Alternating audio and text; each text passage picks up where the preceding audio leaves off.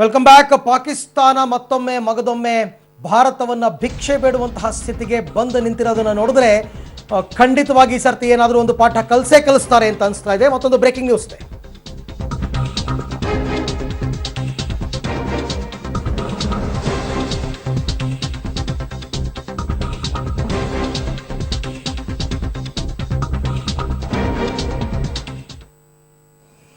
ಒಂದು ಕಡೆ ಗಡಿಯಲ್ಲಿ ಭಾರತ ಒಂದು ರೀತಿಯಲ್ಲಿ ಭಾರತ ಮತ್ತು ಪಾಕ್ ಗಡಿಯಲ್ಲಿ ಯುದ್ಧದ ಸನ್ನಿವೇಶಗಳು ನಿರ್ಮಾಣ ಆಗ್ತಾ ಇದೆ. ಎರಡೂ ಕಡೆಯಿಂದ ಅದಕ್ಕೆ ಬೇಕಾದ ತಯಾರಿಗಳು ನಡೀತಾ ಇದೆ. ಮತ್ತೊಂದು ರಾಜತಾಂತ್ರಿಕ ಜಯಕ್ಕೋಸ್ಕರ ಭಾರತ ಕಾಯ್ತಾ ಇದೆ.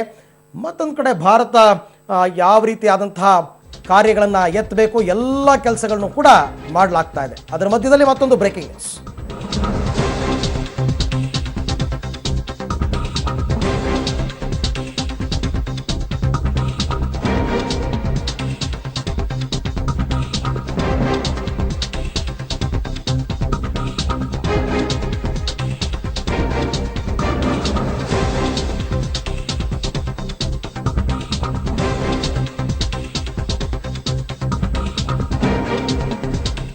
ಗಡಿಯಲ್ಲಿ ಯುದ್ಧದ ಆತಂಕ ಶುರುವಾಗಿದೆ. ಮತ್ತೊಂದು ಕಡೆ ನಮ್ಮ ಪೈಲಟ್ ಒಬ್ಬರು ಇವತ್ತು ಮಿಸ್ ಆಗಿದ್ದಾರೆ. ಎಲ್ಲರೂ ಆ ವಿಚಾರದ ಬಗ್ಗೆ ತಲೆ ಕೆಡಿಸ್ಕೊಂಡ್ರೆ ನಮ್ಮ ಮಾನ್ಯ ಯಡಿಯೂರಪ್ಪನವರಿಗೆ ಮುಂದಿನ ಚುನಾವಣೆಯಲ್ಲಿ ಎಷ್ಟು ಸೀಟ್ ಗೆಲ್ತೀವಿ ಅನ್ನೋದನ್ನೇ ಕನಸು ಮನಸ್ಸಲ್ಲೂ ಎಣಿಸ್ತಾ ಇದ್ದಾರೆ. ನಿನ್ನೆ ದಾಳಿಯಿಂದ ಪ್ರಧಾನಿ ಮೋದಿ ಅವರ ಹವಾ ಜಾಸ್ತಿ ಆಗಿದೆಯಂತೆ, ಅದರಿಂದ ಜಾಸ್ತಿ ಸೀಟ್ ಗೆಲ್ತಾರಂತೆ. ತುಂಬಾ ಖುಷಿಯಲ್ಲಿದ್ದೀರಾ, ಸಂತೋಷದಲ್ಲಿದ್ದೀರಾ? ಭಾರತೀಯ ಜನತಾ ಪಾರ್ಟಿ ಪರವಾದಂಥ ಗಾಳಿ ದಿನೇ ದಿನೇ ಜಾಸ್ತಿ ಬೀಸ್ತಾ ಇದೆ.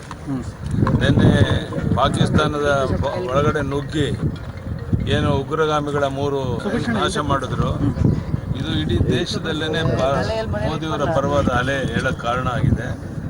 ಇದರ ಪರಿಣಾಮ ನಾಳೆ ಬರೋ ಲೋಕಸಭಾ ಚುನಾವಣೆಯಲ್ಲಿ ಇದರ ಯುವಕರು ಕುಣಿದು ಕುಪ್ಪಳಿಸ್ತಾ ಇದ್ದಾರೆ.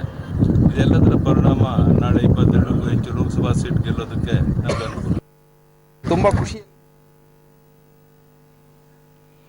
ಓಕೆ, ಯಡಿಯೂರಪ್ಪನವರ ಮಾತನ್ನು ಕೇಳಿದ್ರೆ ಎಲೆಕ್ಷನ್ನಲ್ಲಿ ಜಾಸ್ತಿ ಸೀಟ್ ಗೆಲ್ತೀವಿ ಅಂತ ಅವ್ರು ಮಾತನಾಡ್ತಾ ಇದ್ದಾರೆ. ಇದು ದೇಶದ ಸಾರ್ವಭೌಮತೆಯ ಪ್ರಶ್ನೆ, ದೇಶದ ರಕ್ಷಣೆಯ ಪ್ರಶ್ನೆ, ಶತ್ರು ರಾಷ್ಟ್ರಗಳಿಂದ ದಾಳಿ ಆಗ್ತಾ ಇರೋ ಪ್ರಶ್ನೆ. ಇಂಥ ಸಂದರ್ಭದಲ್ಲಾದರೂ ರಾಜಕೀಯವನ್ನು ಪಕ್ಕಕ್ಕಿಟ್ಟು ನಮ್ಮೆಲ್ಲರ ಬೆಂಬಲವನ್ನು ನಾವು ಕೇಂದ್ರ ಸರ್ಕಾರಕ್ಕೆ ಕೊಡ್ತಾ ಇದ್ದೀವಿ. ಮೊದಲು ಈ ಸಮಸ್ಯೆ ಬಗೆಹರಿಲಿ, ಆಮೇಲೆ ದೇಶದ ಒಳಗಡೆ ಚುನಾವಣೆ ಅದು ಇದು ಎಲ್ಲ ಇದ್ದಿದ್ದೇ.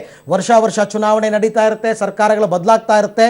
ಅದನ್ನು ಆಮೇಲೆ ನೋಡೋಣ. ಒಬ್ಬ ದೇಶದ ಪ್ರಜೆಯಾಗಿ ಇವಾಗ ನಮ್ಮ ದೇಶದ ರಕ್ಷಣೆ ಮುಖ್ಯ ಅಂತ ಹೇಳಬೇಕೇ ಹೊರತು ಅದನ್ನು ಬಿಟ್ಟುಬಿಟ್ಟು ಪಾಕಿಸ್ತಾನದ ಮೇಲೆ ಮಾಡಿದ ದಾಳಿಯನ್ನೂ ರಾಜಕೀಯ ಲಾಭಕ್ಕೆ ಬಳಸ್ಕೊಳ್ತಕ್ಕಂಥ ನಮ್ಮ ಲೀಡರ್ಗಳಿಗೆ ಏನು ಹೇಳಬೇಕು ಅಂತ ಗೊತ್ತಾಗ್ತಾ ಇಲ್ಲ. ನಿನ್ನೆ ನೋಡಿದ್ರೆ ಒಬ್ಬರು ಹೇಳ್ತಾರೆ ದಾಳಿ ಆಗಿದೆಯಾ, ಯಾರು ಮಾಡಿದ್ದು, ಎಲ್ಲಿ ಮಾಡಿದ್ದು ಅಂತ ಕೇಳ್ತಾರೆ. ಇವತ್ತು ನೋಡಿದ್ರೆ ದಾಳಿಯಿಂದ ನಾವು ಜಾಸ್ತಿ ಸೀಟ್ ಗೆಲ್ತೀವಿ. ಹಾಗಾದರೆ ಇಷ್ಟೆಲ್ಲ ಮಾಡಿದ್ದು ನೀವು ಎಲೆಕ್ಷನ್ಲಿ ಗೆಲ್ಲಕ್ಕ? ಇಷ್ಟೆಲ್ಲ ಮಾಡ್ತಾ ಇರೋದು ಕೂಡ ಮೋದಿ ಇಷ್ಟೆಲ್ಲ ಮಾಡ್ತಾ ಇರೋದು ನೆಕ್ಸ್ಟ್ ಎಲೆಕ್ಷನ್ಲಿ ಗೆಲ್ಲಬೇಕು ಅಂತನಾ? ನೀವು ಗೆಲ್ಲಬೇಕು ಅಂತಲೇ ಕನಸು ಕಾಣ್ತಾ ಕೂತಿದ್ರೆ ಶತ್ರು ರಾಷ್ಟ್ರದವರು ಬಂದು ಮತ್ತಷ್ಟು ಬಾಂಬ್ ಹಾಕೋಗ್ತಾರೆ. ಅದರ ಬಗ್ಗೆ ತಲೆ ಕೆಡಿಸ್ಕೊಳ್ಬೇಕಾದಂತಹ ಸಂದರ್ಭದಲ್ಲಿ ರಾಜಕೀಯದ ಬಗ್ಗೆ ಮಾತನಾಡ್ತಕ್ಕಂಥದ್ದು ನಿಜಕ್ಕೂ ಕೂಡ ಸಣ್ಣತನದ ವಿಚಾರ. ನೀವು 22 ಗೆದ್ಕೊಳ್ಳಿ, 24 ಗೆದ್ಕೊಳ್ಳಿ, ಅಥವಾ ಸೋತು ಬಿಡಿ, ಅದು ಬೇರೆ ಪ್ರಶ್ನೆ. ಅದು ಆಮೇಲೆ ನೋಡ್ಕೊಳ್ಳೋಣ. ಮೊದಲು ದೇಶದ ಭದ್ರತೆಯ ವಿಚಾರ ಬಂದಾಗ ದೇಶಕ್ಕೆ ನಾವು ಏನು ಕೊಡುಗೆಯನ್ನು ಕೊಟ್ಟಿದ್ದೀವಿ. ಯುವಕರು ಮತ್ತಷ್ಟು ಮಗದಷ್ಟು ಸೈನ್ಯಕ್ಕೆ ಸೇರ್ಕೋಬೇಕು, ಯುವಕರು ದೇಶ ರಕ್ಷಣೆಗೆ ಟೊಂಕ ಕಟ್ಟಿ ನಿಲ್ಲಬೇಕು, ಆಮೇಲೆ ರಾಜಕೀಯ ಅಂತ ಹೇಳಬೇಕು ಇವರು.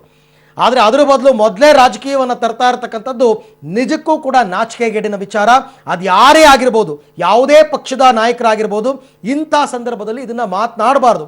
ಒಬ್ಬ ಪೈಲಟ್ ಇವತ್ತು ನಮ್ಮ ದೇಶದ ಪೈಲಟ್ ಒಬ್ಬರು ನಾಪತ್ತೆ ಆಗಿದ್ದಾರೆ. ಅವರು ಎಲ್ಲಿದ್ದಾರೆ ಅಂತಕ್ಕಂಥದ್ದು ಇನ್ನೂ ಗೊತ್ತಿಲ್ಲ.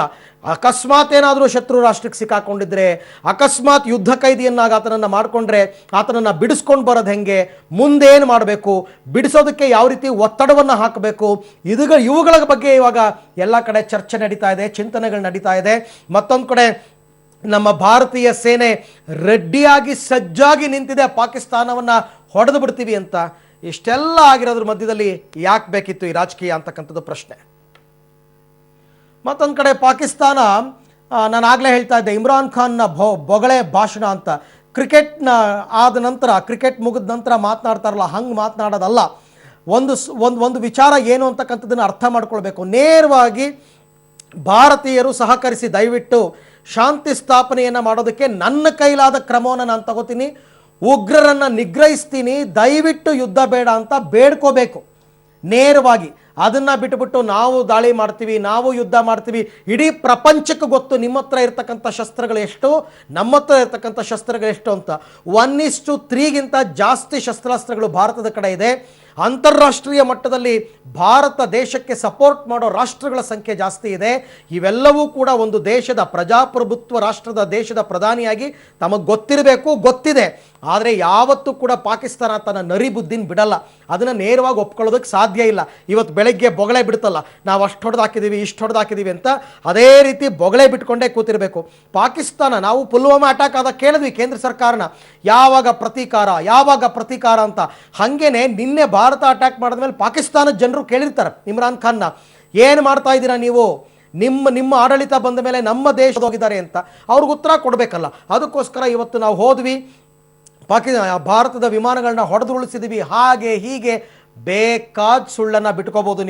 ನೀವು ಬಿಡ್ತಾ ಇರೋದೆಲ್ಲ ಬೊಗಳೆ ಅಂತ ಇಡೀ ವಿಶ್ವಕ್ಕೆ ಗೊತ್ತು. ನಿಮ್ಮನ್ನು ಯಾರೂ ನಂಬಲ್ಲ. ನಿಮ್ಮ ಆಪ್ತ ರಾಷ್ಟ್ರ ಚೀನಾ ಕೂಡ ನಿಮ್ಮನ್ನು ಕೈ ಬಿಡುತ್ತೆ. ಒಂದು ವೇಳೆ ನೀವು ಯುದ್ಧ ಮಾಡೋದೇ ಆದರೆ ಖಂಡಿತ ಚೀನಾನೂ ನಿಮ್ಮ ಕೈ ಬಿಡುತ್ತೆ. ನಿಮಗೆ ಬೇರೆ ಬೇರೆ ದೇಶಗಳಿಂದ ಏನು ದುಡ್ಡು ಬರ್ತಾ ಇತ್ತಲ್ಲ, ಫಂಡ್ ಬರ್ತಾ ಇತ್ತಲ್ಲ, ಅದೂ ನಿಂತೋಗುತ್ತೆ. ವಿಶ್ವದ ಮಟ್ಟದಲ್ಲಿ ನೀವು ಏಕಾಂಗಿ ಆಗ್ಬಿಡ್ತೀರಾ.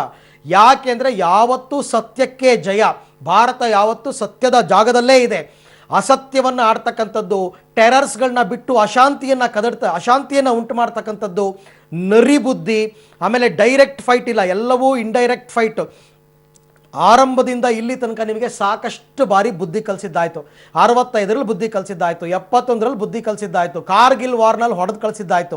ಇಷ್ಟು ಸಾರ್ತಿ ಹೊಡೆದ್ರೂ ಇನ್ನೂ ಬುದ್ಧಿ ಬಂದಿಲ್ಲ.